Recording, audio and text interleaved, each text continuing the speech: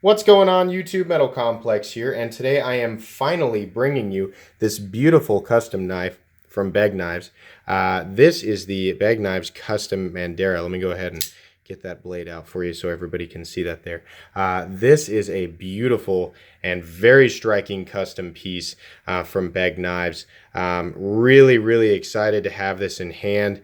This was a knife that was purchased by David for his girlfriend Rose, who has also recently taken a liking to knives. So her first knife was the half track from Rick Hinder Knives. She loved that. And this is her second knife.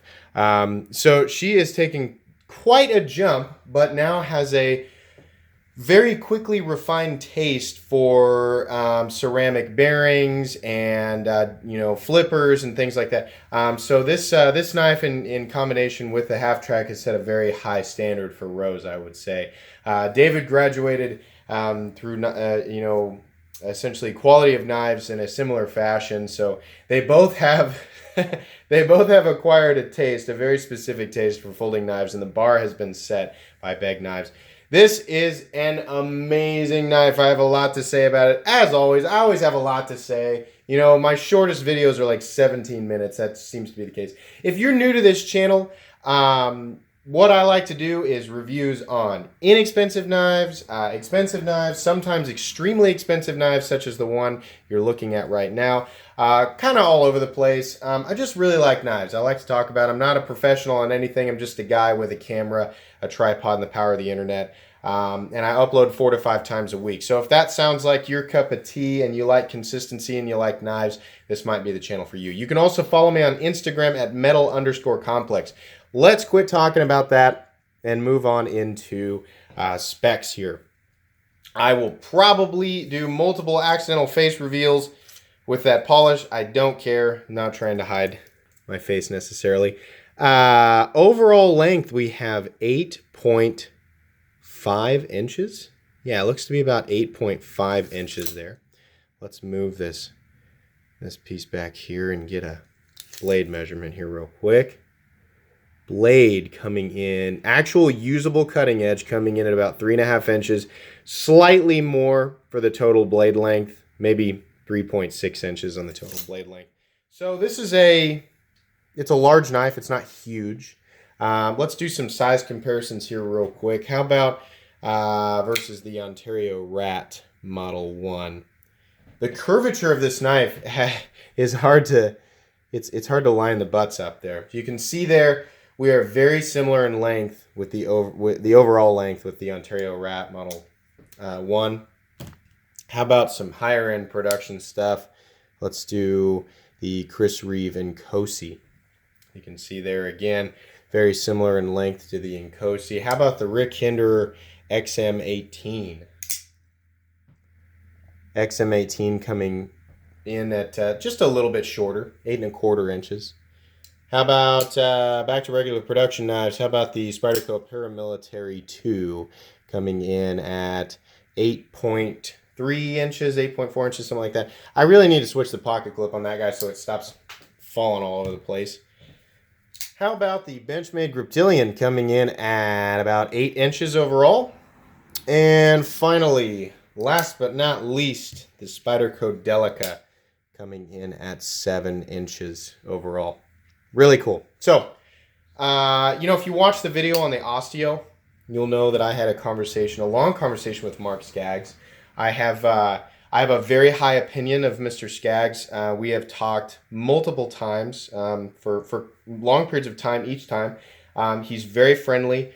He cares very much about his business, and he cares very much about the final, essentially the quality of the final product. And now, with David having ordered 3 custom knives from Begg Knives and 2 knives out of their Steelcraft series, my opinion of Begg Knives as a whole is that they are quality. They represent quality, and they are absolutely one of the bars in the knife world in terms of what to expect in different super high price ranges. If you're not interested in purchasing knives over the $400 mark and all the way up to the, boy, honestly, probably 7,000 or 8,000. I think we've seen some very rare knives from Begg Knives that run up there. If you're not interested in that price range, this video is probably not for you, unless you just enjoy eye candy, which I certainly do.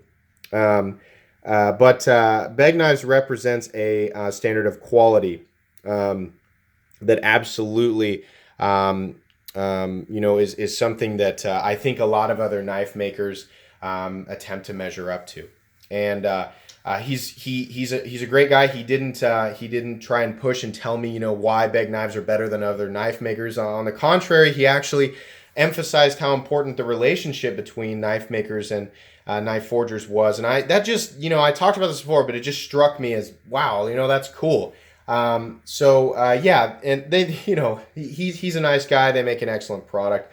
Anyways, I don't want to repeat everything I said there.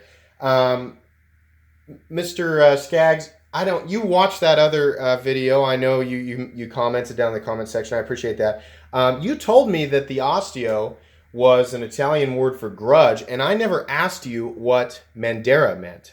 This is the Mandera. If you happen to watch this video, if you could comment in the comment section and let me know what the origins of that name is, that would be great for myself and my viewers alike. Originally, this knife was designed, like the osteo, as a much larger knife. I want to say it had a 4-inch blade or over a 4-inch blade, probably 9 1/4, 9.5 inches overall. But like the osteo, they wanted to sort of cater to, a more modern person in the knife world who, most people prefer to carry knives that are around 8 1/4. That seems to be a sweet mark, and I think it's actually getting smaller. A lot of people prefer to carry knives in this 7.5 inch mark. But they wanted to cater to those people, so this and the osteo were designed to be a little bit smaller. They do definitely still feel like small, large knives, absolutely. This one being about 8.5 overall. The curvature of this blade, this Persian style upswept compound ground blade, again, like the osteo, I cannot classify it. It is incredible. This scallop here, it looks to be hollow ground. It gets very, very thin behind the edge. The blade stock isn't crazy thick to begin with. You can see here, I'm guessing it's probably, it's about the same thickness as the PM2, 0.145. So this isn't the Bugatti, the crazy over thick knife. As striking and wild as the appearance is, if you did want to carry this knife, it certainly, would serve, regular EDC task needs, things like that. Rose's hands are probably a lot smaller than mine, I would guess. My hands fit really comfortably in the curvature. Here you can see those two cutouts there allow for your hands to fall in here naturally, and there's a nice thumb ramp. You can also, of course, rest your thumb up there on top. There's no jimping. These knives are not really designed. They're 100% built, as tough as you would expect a titanium frame lock to be, and they're absolutely made with premium materials, which we'll go over.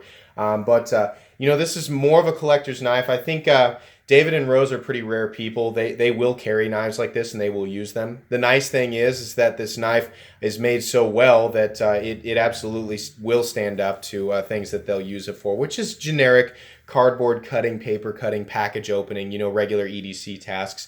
And I think she's going to have a lot of fun EDCing this knife. Let's go over the anatomy of the blade here, or the entire knife. I already kind of talked about the blade, the shape anyways. We've got mirror polishing down here. It moves up to a hand satin flat, and then a mirror polished Begg signature blood groove there, and then back to a mirror polish there up on the swedge. Really, really beautiful. The tip gets not as thin as you would think, honestly. You would think that tip would just be this teeny tiny little Spyderco splinter getter, but it's actually a pretty durable tip. It's made out of Carpenter CTS XHP, which those of you who are steel snobs like myself know that XHP is absolutely a fantastic everyday carry steel and takes a beautiful, obviously, a beautiful mirror polish. This is a true mirror polish. It's not it's not halfway done. It's not one of those where you get up really close and you see like micro marks. Any marks that you're seeing in the blade are just dust that has landed on there. But this is absolutely a true mirror polish, and is just stunning in person. Coming down to the titanium frame, you have a contoured and hand satin finished titanium frame. Really beautiful, very comfortable, no hot spots whatsoever because of that extreme contouring. You've got a nice show side pivot, some screws down here on the body.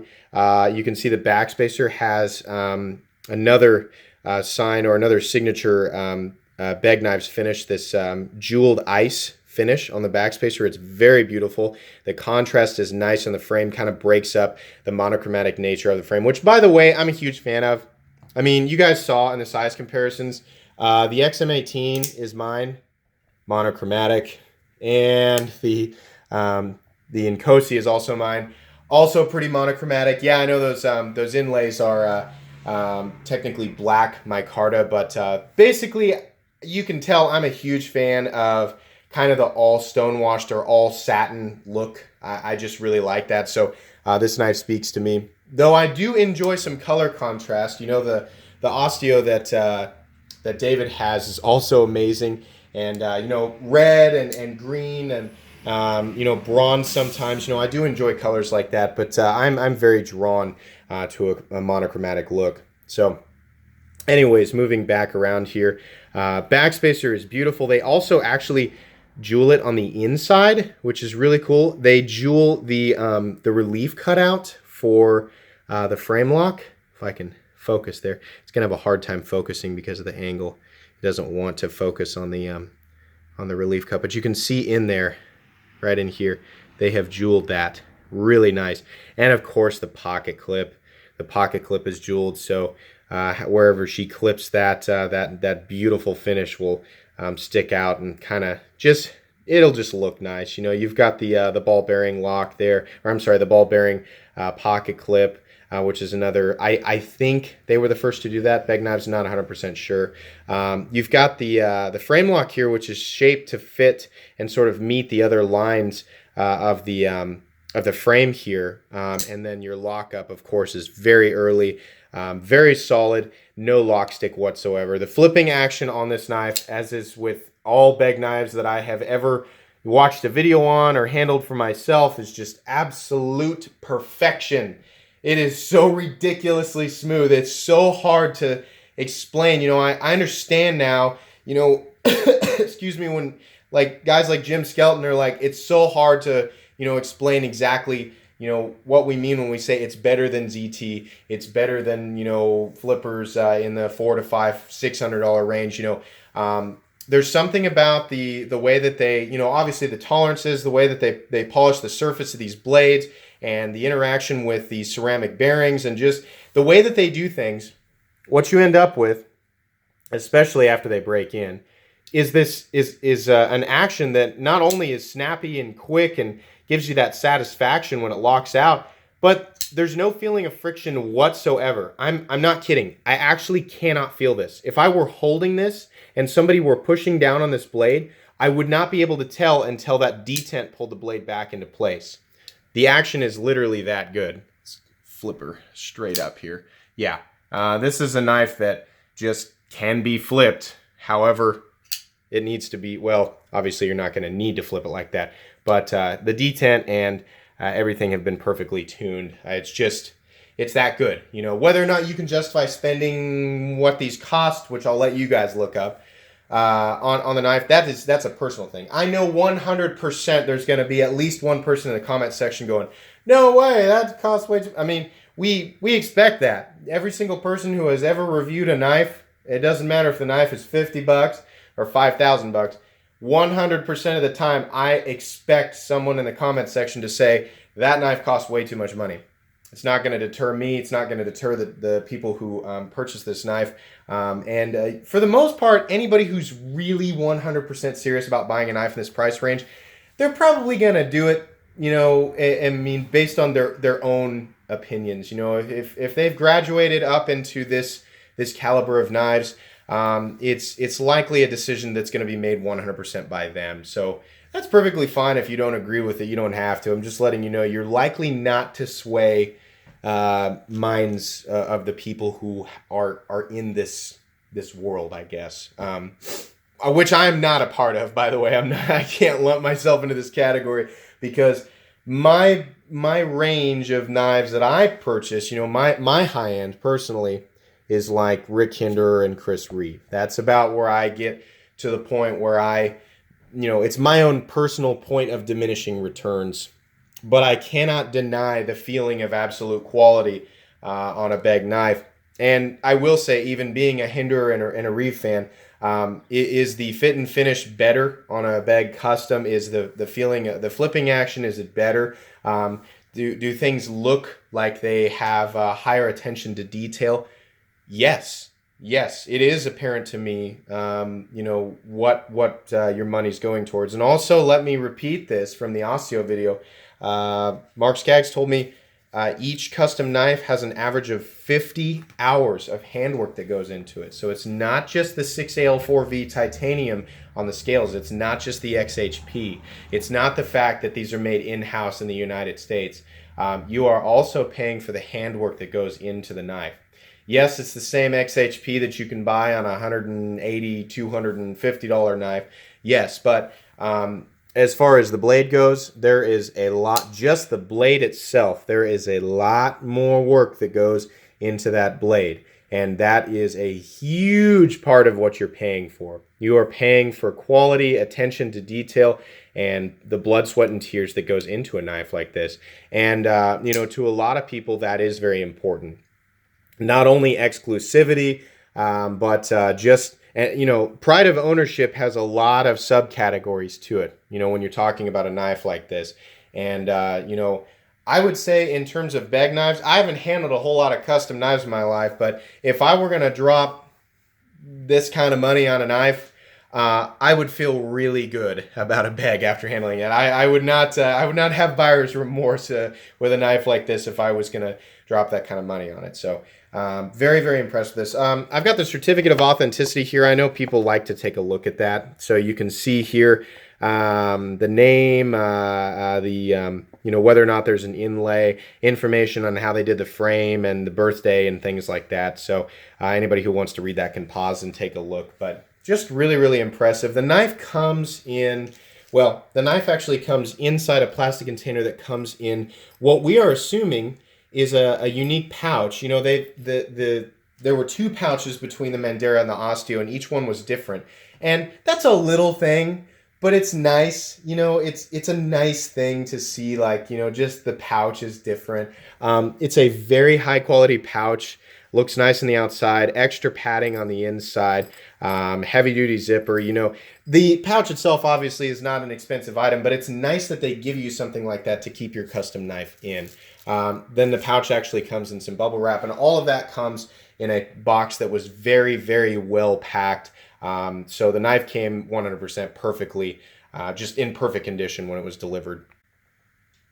Another teeny tiny detail that I didn't go over yet, but I'm sure people are wondering, because at this level, obviously it does matter. But for those of you who are wondering, yes, the centering is absolutely 100% perfect. You can see there. The light reflecting off of the frame will play tricks on your eyes, but in terms of the tip and how centered it is, it's absolutely perfect there. You can see it splitting the difference on the back spacer.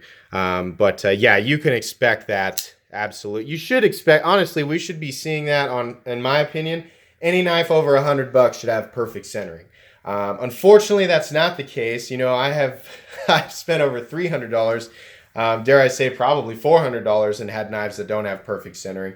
That is something that after 3 of these custom Beggs now that we've seen, is the obvious things are perfect. Your fit and finish on the hardware, as far as gaps and things, you don't have to worry about gaps.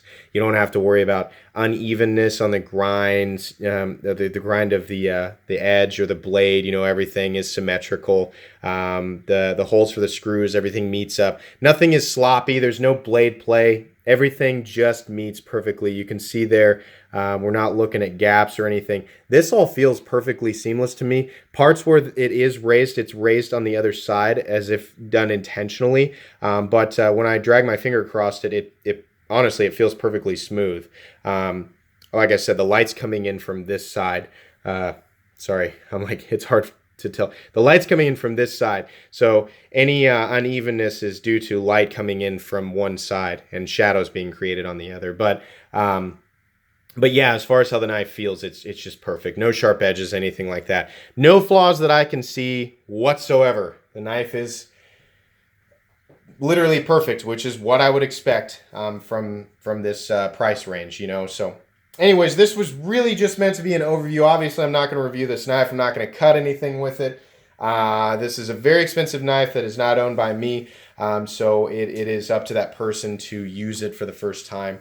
I don't know if she has or not, but you know, I'm sure she's going to get many good years out of this knife. It's an absolutely beautiful piece. Hope you guys enjoyed this video. Hope you enjoyed taking a look at this knife. This was really fun to handle. I really enjoyed the opportunity to take a look at this. So thank you again, David and Rose, for allowing me to do this. If you enjoyed this video, please leave a like. If you'd like to check out my other content, I do, of course, have lots of videos of knives that are either expensive or inexpensive. So check those out. And if you enjoy all my content, then of course, please subscribe to my channel because there is definitely more coming. Speaking of more coming, for those of you who are still here after, what is it, like 23 minutes, something like that. If you're still here, I have some knives coming in that we're going to review, and then we're going to do some more giveaways. One of them, well, I don't want to ruin the surprise.